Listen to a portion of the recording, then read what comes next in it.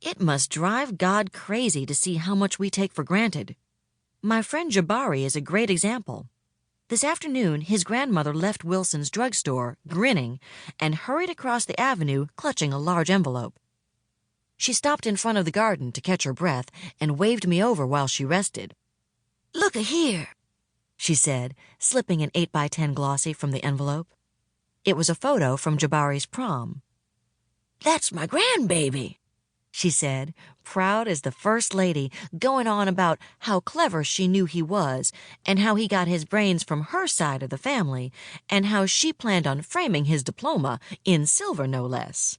Man, you'd think he had graduated from Harvard instead of being on his way to high school along with the rest of us.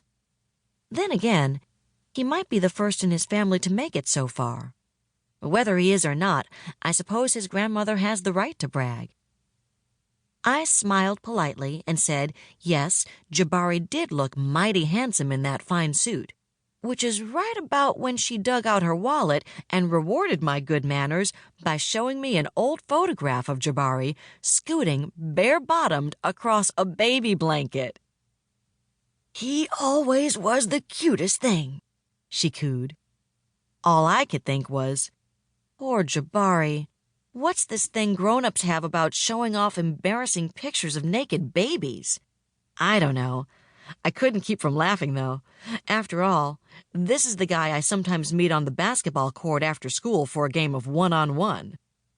Now, thanks to seeing that photo, I'll never be able to look at his sweaty, muscled 6-foot frame quite the same again. And it didn't help that Jabari showed up while tears of laughter were still streaming down my cheeks. Can't blame him much for snatching that wallet right out of his grandma's hands. I'd have done the same. But trust me, Jabari ought to be counting his blessings. There are no photos of me as a baby, carefully pasted in a family album. No sweet portrait on a mantel beside a pair of bronzed baby shoes.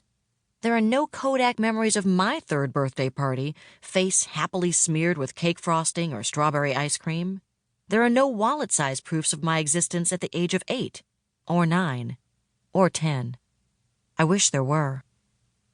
Some foster homes are pretty okay, but you can't have pictures if you barely live with folks long enough to learn their address. They've got no reason to take them. Of course, it's different now that I'm with CeCe. She takes lots of pictures. Pictures of me with my friends, Destiny and Sophie.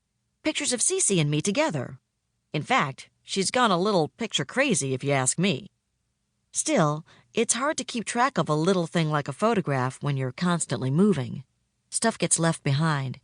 No one can help that, not even CeCe.